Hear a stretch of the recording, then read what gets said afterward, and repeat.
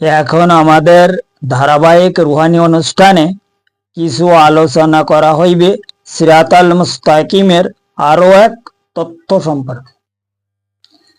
এবং আজকের পর্বে উক্ত উল্লেখকৃত সেই তথ্য হইল আহলে জবানওয়ালা ব্যক্তিগুণের সঠিক পরিচয় সম্পর্কে আমাদের আজকের পর্বে দলিল প্রমাণ সহ আধ্যাত্মিক দৃষ্টি অনুসারে এবং দেহতত্ত্বের হিসাব অনুযায়ী কিছু আলোচনা করা হইবে।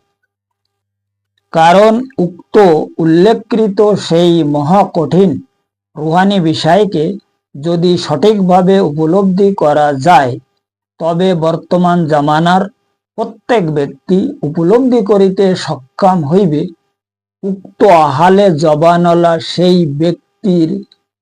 ব্যক্তিগুণের সঠিক পরিচয় সহ সিরাতাল মুস্তাকিমের হাকিকত সম্পর্কে। জামানার প্রত্যেক ব্যক্তি আরো বহু এলেম অর্জন করার জন্য সঠিক রুহানি তালিম অনুযায়ী এবং বাতিনি হিসাব অনুসারে অবশ্যই সক্ষম হইতে পারিবে ইনশাআল্লাহ তাআলা। কাজে এখন উপলব্ধি করার বিষয় হইল উক্ত আহলে জবানওয়ালা সেই ব্যক্তি আসলে কাহারা, তাহাই আগে সঠিকভাবে জানিতে হইবে। তবে উক্ত সিরাতাল মুস্তাকিমের প্রমাণ সহ সঠিক রুহানি হাকিকি বিষয়কে আরো সঠিকভাবে উপলব্ধি করা যাইবে।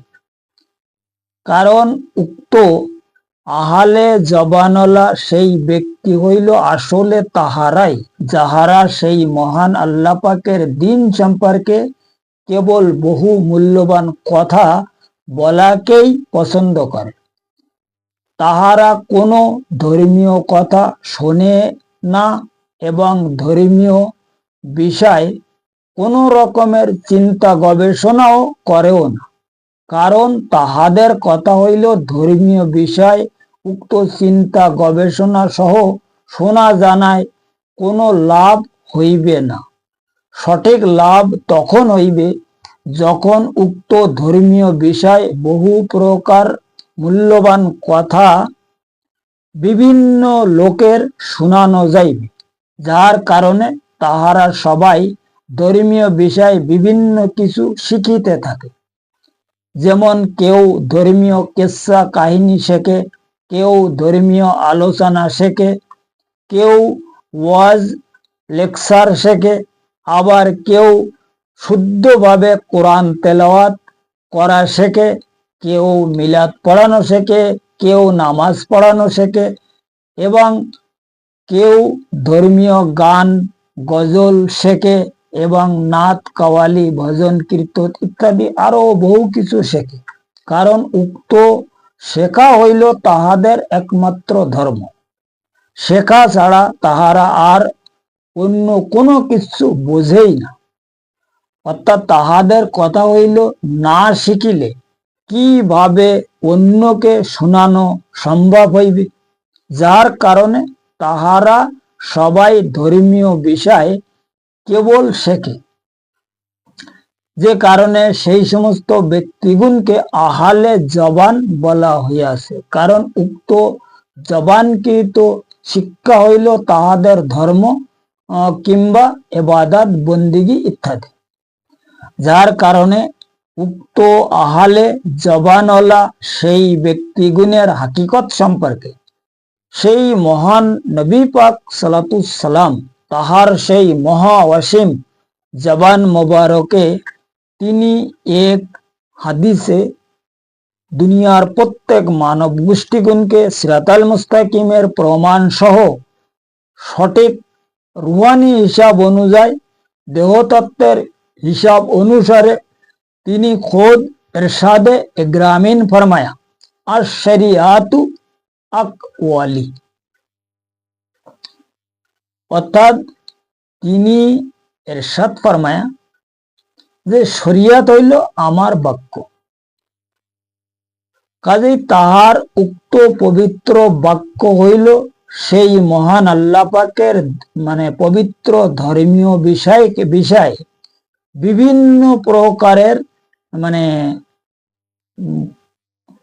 আইন বিধানকে জানা এবং তাহার উক্ত আইন বিধান হইল আদেশ নিষেধ ইত্যাদি ইত্যাদি বিভিন্ন কিছু, যেমন হচ্ছে হারাম হালাল জায়েজ নাজায়েজ পাক পবিত্র ওযু গোসল ঢেলা কুলুব রুকু সেজদা নামাজ রোজা হজ জাকাত ফরজ ওয়াজিব সুন্নাত মুবাহ মুস্তাহাব মিলাদ মাহফিল সূরা কিরাত দোয়া মোনাজাত ইত্যাদি বহু কিছু আর কি জানাকে মানে শরীয়তের যে ইজমা কিয়াস কুরবানি ফিতরা শাদি তালাক সুন্নতি আকিকার দাড়ি টুপি আতর সুরমা ইত্যাদি ব্যবহার করা, এগুলো হচ্ছে সম্পূর্ণ মানে এগুলো জানা হইল মানে একটা শরীয়তের আইন বিধান, যেটা যে যাহাকে ইজমা কিংবা কিয়াস বলা হয়েছে, যা চোখ দ্বারাই দেখিয়া সঠিক আমল করা যায়।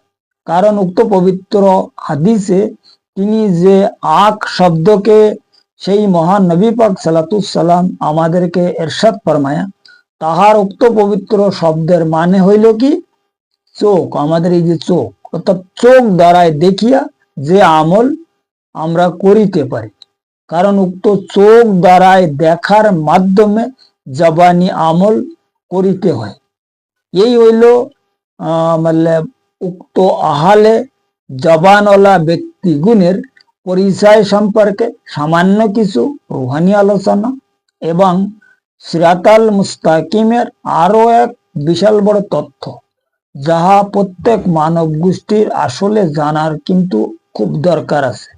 কারণ আমাদের এই মুখ জবান দ্বারা আমরা যে আমল করি, এটা বা যা শিখি বা লোকের শুনাই, এটাই আমরা বিরাট একটা ইবাদত মনে করি। কথা বুঝে গেছে?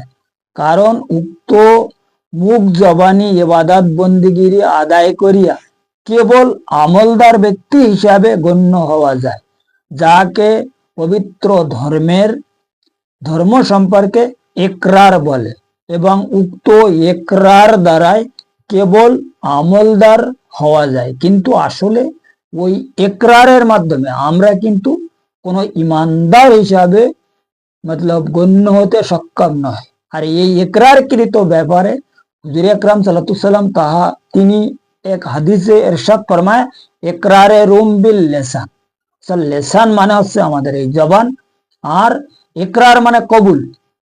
তা আমরা এই জবান দ্বারাই কবুল করিয়াছি আল্লাহ রাসূল দিন, তাহাদের ধর্ম, কোরআন হাদিস পরকাল আখেরাত ইত্যাদি আমরা যা কিছু করতেছি, এটা আমরা মুখ জবান দ্বারাই ইকরার করিয়া তাই করিতেছি। এর মাধ্যমে আমরা কেবল একজন মতলব আমলদার বান্দা হিসাবে গণ্য হতে পারি। যে কথা সূরা হুজুরাতের মধ্যে পরিষ্কার ভাবে আল্লাহ রাব্বুল আলামিন ইজ্জত খোদ ইরশাদ ফরমায় যে তাহারা এখনো পর্যন্ত ইমানদার কিংবা মুমিন হইতে সক্ষম হয় নাই, তাহাদের মধ্যে এখন ইমান কিংবা মুমিন প্রবেশ করানো হয়নি, তাহারা কেবল ইসলামের আনুগত্য স্বীকার করিয়াছে। তাহারা যদি সেই মহান আল্লাহ পাক এবং তাহার নবী পাকের সঠিক পায়রাবি করিতে সক্ষম হয়, তখন তাহাদের মধ্যে ইমান প্রবেশ করানো হইবে। সেই সময় তারা ইমানদার কিংবা মুমিন হইতে সক্ষম হইবে। তাহারা কেবল ইসলামের আনুগত্য স্বীকার করিয়াছে। আচ্ছা, এই ইমানের ব্যাপারে হুজুর আকরাম সাল্লাল্লাহু আলাইহি সাল্লাম পরিষ্কার ভাবে এক হাদিসে ফরমায়া, ওয়া তাসদীকুম বিল কলব। অর্থাৎ ওয়া তাসদীকুম বিল কলব মানে কি, আমরা এই জবান দ্বারাই ইকরার করিয়া যে আমল বা ইবাদত বন্দিগিরি যা কিছু আমরা করতেছি, এটা সম্পূর্ণভাবে আমাদের এই কলবে সামিল করতে হবে। এই যে দিলের মধ্যে একটা প্রাণী আছে যার নাম হইল লতিফায় কলব, এইটা যখন দিলের মধ্যে এই প্রাণী পর্যন্ত পৌঁছানো যাবে এই আমল, তখন এটা ইমান হিসাবে কবুল হবে ওখান থেকে। কারণ এখানে পরিষ্কার ভাবে বোঝা যাচ্ছে যে ইমানের একমাত্র সম্পর্ক হচ্ছে আমাদের দিল কিংবা কলবের সঙ্গে। কারণ যতক্ষণ পর্যন্ত আমাদের ইবাদত বন্দিগিরি এই দিল কিংবা কলব পর্যন্ত আমরা সামিল করাতে সক্ষম না হব, ততক্ষণ পর্যন্ত আমরা কেউ ইমানদার হিসাবে দাবি করিতে কোনো মতে সক্ষম নয়। যে কারণে এই কলবি ব্যাপারে বহু হাদিস আর কোরআন শরীফের বিভিন্ন জায়গায় এই কলবি ব্যাপারটা বলা আছে। কারণ এই কলব কই ছোট মোটো জিনিস না, মানে এই মতলব ধর্মীয় বিষয় মুক্তির ব্যাপারে অর্থাৎ নবী পাকের তরিকাতের রাস্তায় কলব একটা খুব বৃহত্তম জিনিস। আর এই কলব ছাড়া কেউ সিরাতাল মুস্তাকিমের রাস্তায় চলার জন্য কোনো মতে সক্ষম নয়, তাই সে যত প্রকারের চেষ্টা করুক না কেন। কারণ এই কলব ছাড়া কোনো ব্যক্তি ইবাদত বন্দিগিরি আসলে করতে সক্ষম নয়। কারণ আমাদের মধ্যে যে লতিফাগুলো সেই মহান আল্লাহ পাক প্রদান ফরমায়, তাহার মধ্যে সর্বপ্রথম হইল কলব। তা কলবের থেকে শুরু কলব, রুহু, সির, খফি, আকফা, আনা, নফস, এই 7 লতিফার 7 প্রকারের কাজ রয়েছে। কারোর কাজ হচ্ছে আমাদের এই জবান দ্বারায় কথা বলানো, কারোর কাজ চোখ দ্বারায় দেখানো, কারোর কান দ্বারায় শোনানো, কারোর দিমাগ দ্বারায় চিন্তা গবেষণা করানো। আচ্ছা, কারোর কাজ হচ্ছে কি কেবল আমাদেরকে ইবাদত বন্দিগিরি করা, কারোর কাজ হচ্ছে এই মানব দেহকে দুনিয়ার জমিনে বিভিন্ন স্থানে ঘুরানো। তো এখানে এই যে আমাদের 7টা লতিফা, এই 7টা লতিফার আলাদা আলাদা কাজ রয়েছে। কারণ এখানে এই যে আমাদের যে লতিফা কলব, সির্ফ কলবকে দেওয়া হয়েছে সেই মহান আল্লাহ পাকের ইবাদত বন্দিগিরি করার জন্য। এর কাজ হলে কেবল তোমাকে ইবাদত করানো। কিন্তু এখানে সবচেয়ে প্রবলেম হয়েছে এই আমাদের এই কলবকে শয়তান ভালোভাবে কবজা করিয়া লতিফা নফসের তাবেদারিতে রেখেছে। এই আমাদের দিলের মধ্যে শয়তানের খলিফা লতিফা নফসকে শয়তান খোদ প্রবেশ করাই দিয়েছে।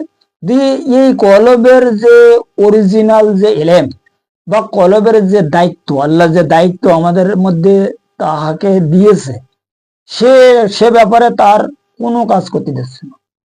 কারণ আমাদের যে লতিফায় কলব, এই কলবকে সম্পূর্ণ শরিয়াতের ফিকার যে এলেম, সারে এলেম কিন্তু কলবকে দেওয়া আছে। কিন্তু কলব যে সময় সবাল হবে তখন ওই এলেম সে প্রকাশ করতে পারে।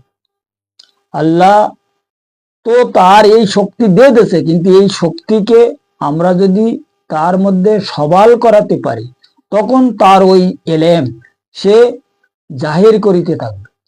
কারণ কলবে সেলিম যেটা, যতক্ষণ পর্যন্ত কলবে সেলিম না হবে ততক্ষণ পর্যন্ত আমরা ইমানদার হিসাবে কই গণ্য নয়। ইমানদার যে সময় ব্যক্তি হয়ে যায় তার মধ্যে শরিয়তের যে এলমে ফিকাকৃত যে এলেম, এই সারে এলেম ও কলব ধীরে ধীরে প্রকাশ করিতে থাকে।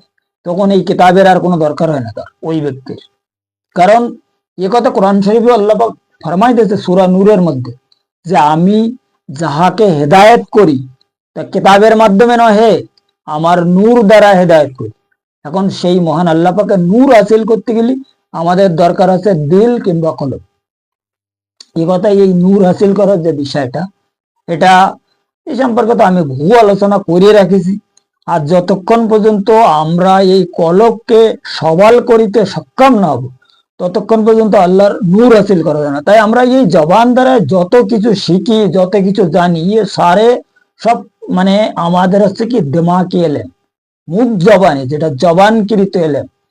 এই এই কারণে আজকে আমার এই প্রোগ্রামের নাম হয়েছে কি, মানে এই জবানওয়ালা ব্যক্তি, জবানওয়ালা ব্যক্তি যারা, জবান, আমরা জবান দ্বারা যে সমস্ত লেকচার দিচ্ছি, আমরা যদি কেতাবের মাধ্যমে দিমাগ দ্বারায় এলেম হাসিল করিয়া যদি লেকচার দেই, বা আমরা যদি নিজেরা মনে করি যে আমরা একটা বিরাট ইমানদার হয়ে গেছি, বা আমাদের কোনো চিন্তা ভাবনা নেই, আমরা বিশালভাবে মানুষের সৎ উপদেশ বা হেদায়েতের বিষয়টা মানুষের মানে উপদেশ দিচ্ছি, এটা কিন্তু আমাদের একদম অ্যাকচুয়ালি ভুল হচ্ছে। কারণ কি, এই দিমাগকৃত যে এলেম, দিমাগের সম্পর্ক হচ্ছে শয়তানের সঙ্গে। আর কলবের সম্পর্ক হইল আল্লাহর সঙ্গে। এখন দিমাগ দ্বারায় আমরা যে কেতাবি এলেম অর্জন করতেছি, এই এলেম যখন দিলে, মানে আমরা যখন কোনো ব্যক্তি যখন কথা বলে, তখন এই কথা কিন্তু ডাইরেক্ট জবান দিয়ে বেরিয়ে না, আর এই কথা কিন্তু ব্রেন থেকে আসে। ব্রেনের থেকে কোথায় আসে? প্রথমে আসে দিলের মধ্যে, আর দিলের থেকে আসে এই আমাদের সিনায় যে আকফার উ আছে, এই আকফার উ পর্যন্ত। এরপরে আকফার উ এখান থেকে সার্কুলার করে দেয়, কারণ আকফার উর কাজ হইল আমাদেরকে কথা বলেন। যে ব্যক্তির আকফার উহু নেই, ওই ব্যক্তি দুনিয়ার জমিনে কোনো কথা বলতে পারে না। আছে না অনেক মানে মানে গঙ্গা ব্যক্তি, মানে তারা বোবা বলে আমরা যারা বাংলা ভাষায়, যে কি বলে এটারে, যে এরা আসলে কথা বলতে পারে না। কারণ কি? তার মুখ জবান সবকিছু রয়েছে, কিন্তু তারপরও কথা বলতে পারে না। কারণটা কি? অনেক হসপিটালে দেখা যায় ডাক্তার, বড় বড় বিশেষজ্ঞ ডাক্তাররা তাদেরকে পরীক্ষা নিরীক্ষা করে বলতেছে যে এর সবকিছু ঠিক রয়েছে, জবান টবান সব ঠিক আছে, কিন্তু কেন কথা বলতে পারে না, এই ব্যাপারে তো আমরা বলতে পারি। কারণ কি? ওর ভিতরে যদি আকফার উহু না থাকে, ওর কথা বলার কোনো শক্তি হবেই না কোনো সময়ের জন্য। এখন কথা হচ্ছে, ব্রেন থেকে যখন এই একটা একটা যে কোনো একটা কথা যখন দিলের মধ্যে আসে, তো ওই দিলের থেকে কি হয়, দিলের মধ্যে তো শয়তানি নার ভরা, ওখানে লতিফায় নফস, ওখানে ওই ওই এলেমের সঙ্গে মানে কি করে এটারে ওই নার মানে মিশাইতে দেয়।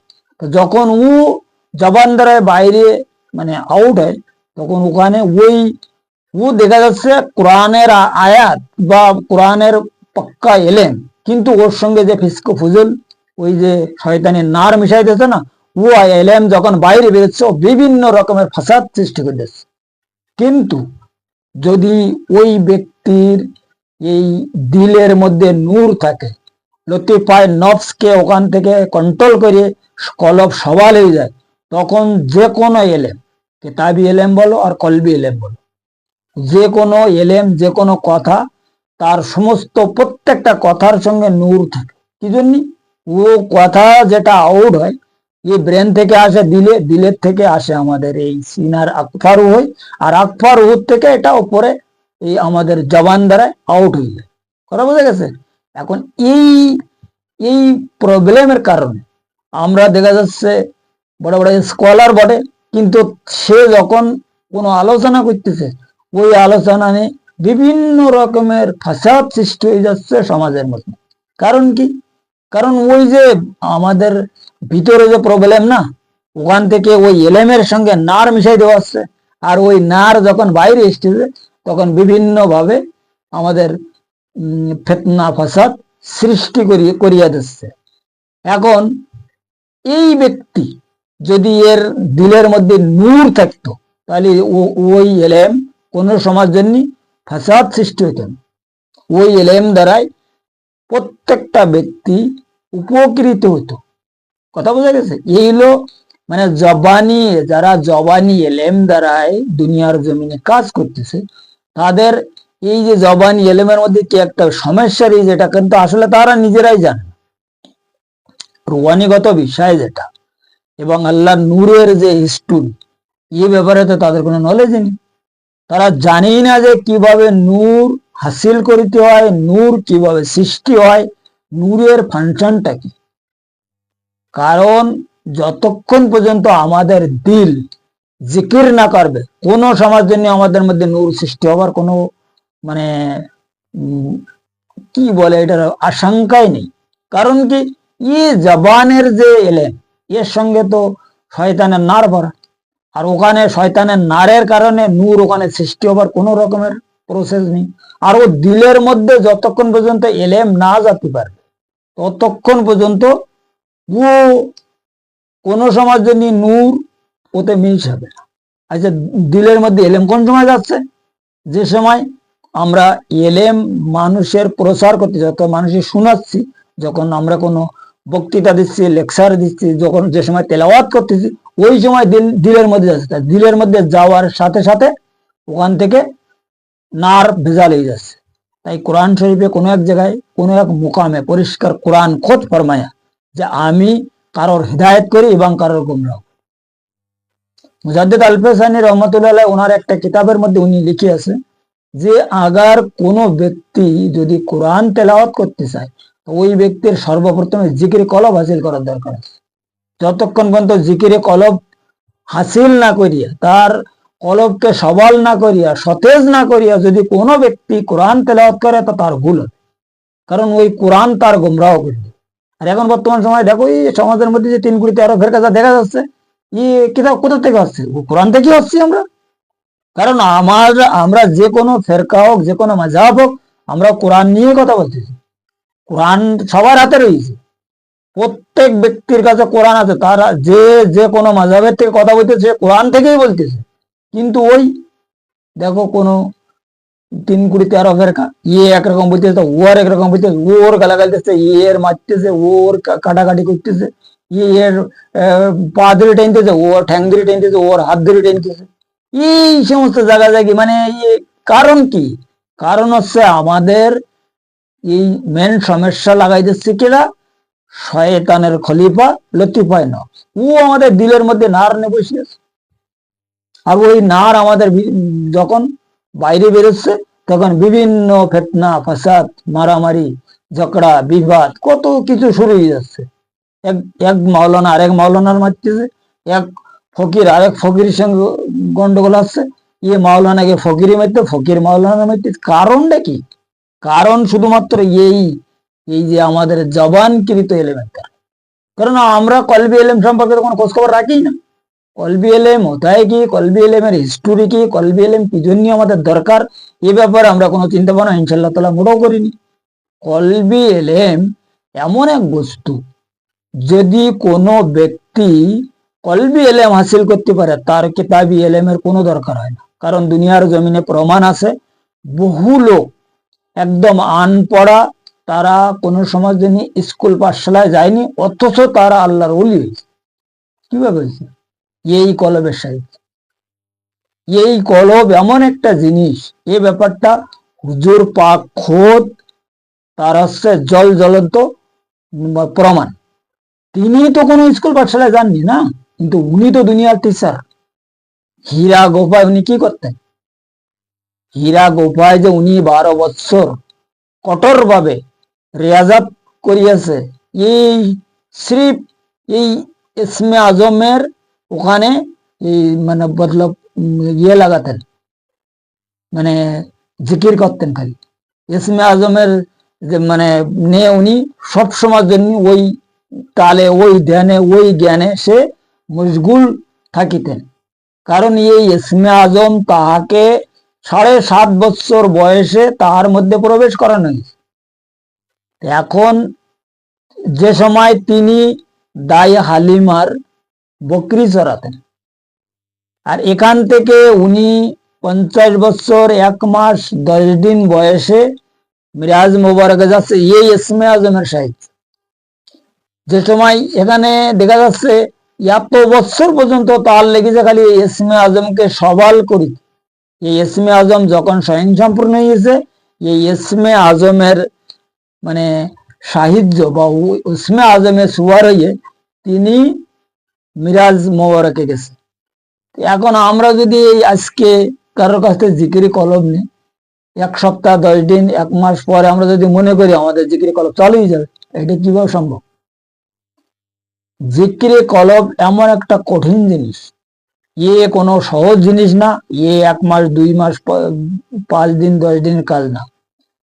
মানে এখানে পরিষ্কার প্রায় প্রত্যেক সুফি সম্প্রদায় জানে যে হযরত বাইজিদ বুস্তামি রহমাতুল্লাহ আলাইহি তিনি পরিষ্কার ভাবে মানে তাহার কিতাবে লিখিয়েছে যে 12 বছর লেগেছে তার এই জিকিরে কলব হাসিল করতে।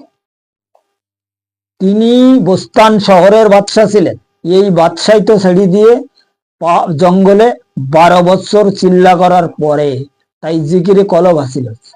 এখন জিকিরে কলব এত সহজ জিনিস না। এই জিকিরে কলবের মধ্যে ইসমে আজম যখন মানুষ মানে জপ্তি লেগে যায়, এই ইসমে আজম যখন জপ্তি থাকে, তখন ওই সময় এটা হচ্ছে অরিজিনাল সিরাতাল মুস্তাকিমের রাস্তা। এই রাস্তায় যে কোনো ব্যক্তি যখন সামিল হয়ে যায় শয়তান তখন উঠে পড়ে তার পিছনে লেগে, এবং তার যত বাহিনী আছে সব তার পিছনে লাগাই দেয়, যে যে কোনো কায়দার তার ফিরিয়ে আমার এই দিকে নেয় আবার। কারণ এর যদি কলব একবার চালিয়ে যাতে আমার হাত থেকে গেছে, এর আর কোনো সমাধান পাওয়া যাবে। এখন বাইজিদ বোস্তামি লিখে আছে যে যখন উনি জঙ্গলে মানে জিকির করতেন, আল্লাহু জিকির, তো শয়তান প্রকাশ্য রূপে এসে তার বহুত ডিস্টার্ব করতেন। একদিন কি করেছে, এক বিশাল বড় লাঠি এনেছে, নিয়ে ওর পিছে পিছে দৌড়চ্ছে শয়তানে মারার জন্য। তখন গায়েব থেকে আওয়াজ এই যে বাইজিদ, লাঠিতে ভাগবে না, না যাবে, আর না লাঠিতে তুমি আর মারতে পারবো। তখন উনি বলতে আমি করবো কি, বলে তুমি খালি জিকির করো, তুমি খুব জিকির করো, এত জিকির করো যে জিকিরের মানে যন্ত্রণায় সে আপনা আপ চলে যাবে। তো ওই লাঠি ফেলে দিয়ে উনি জিকিরে বসলো সেই দিন থেকে, আর এমনি জিকির করা করেছে। ও শয়তান তো দূরের কথা, বোস্তান শহরে এক জাদুকর ছিল, সেও ওই শহর ছেড়ে চলে গেছে। মানে ওনার ওই মানে নূরের জালোয়ায় বোস্তান শহরে এক বিশাল বড় জাদুকর ছিল, সে জাদুকরও ও ও ওনার ভয়তে ও শহর ছেড়ে মানে ওনার বোস্তান এরিয়া ছেড়ে বাইরে চলে গেছে। এই হইলো জিকিরে কলবের হিস্টোরি। জিকিরে কলব অত সহজ জিনিস না যে 1 মাস 2 মাস 1 বছর 2 বছরের মধ্যে আমি একটা বিশাল কিছু হয়ে যাব, জিকিরে কলব হাসিল হয়ে যাবে।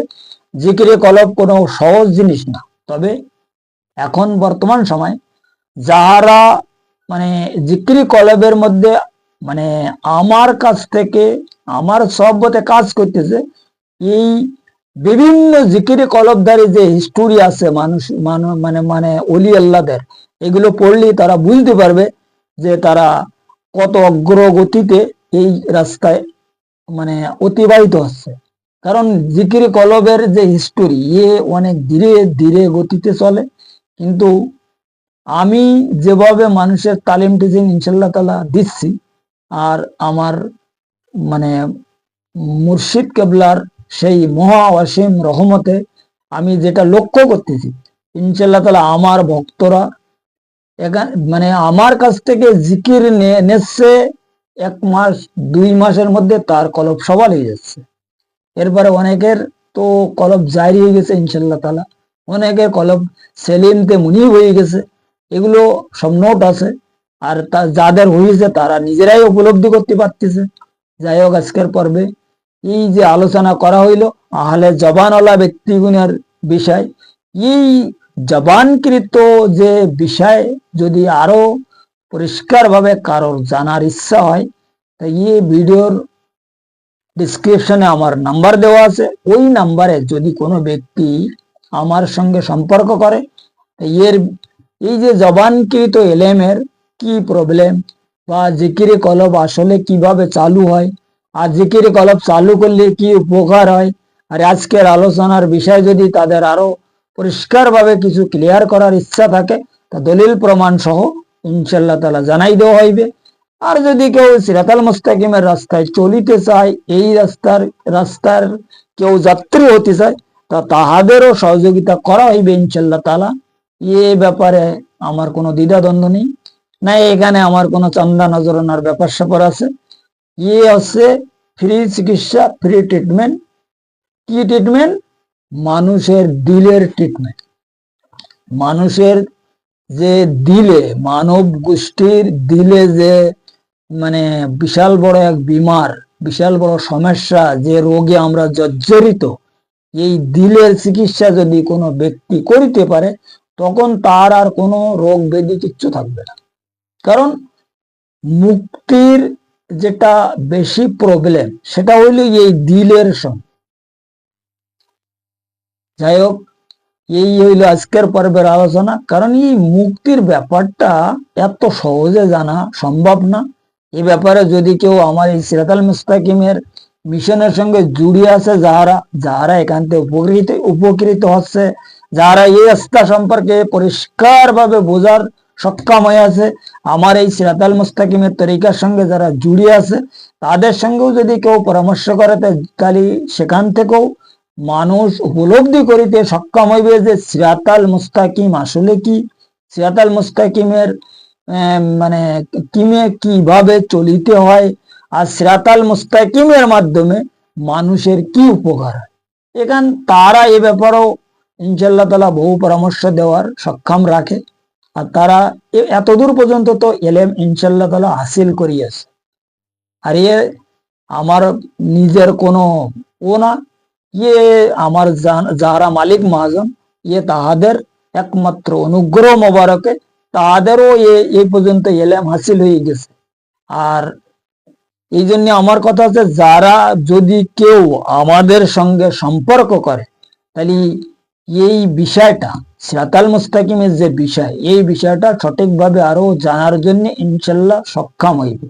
কারণ মেন কথা হইল, আমরা যে এই তরিকাত জগতে, আমি কিন্তু শরীয়ত লোকের কথা বলছি না, সাধারণ লোক যারা যারা আমরা তরিকাত জগতের মানুষ, যারা আমরা তরিকতের রাস্তায় চলতেছি, নবীর তরিকা করতেছি, আহলে বায়াতকে মানি, মাওলায় কায়নাতের অনুসরণ করি, বা হুজুর পাকের মতলব যে রুহানি সংবিধান অনুযায়ী আমরা ইবাদত বন্দিগিরি করিতেছি, তাহাদের কাছে আমার বারবার অনুরোধ এইটা, যে আপনারা যে তরিকার মধ্যে আছেন, তরিকা মানে হইল রাস্তা, আর এই রাস্তা হইল সিরাতাল মুস্তাকিমের রাস্তা।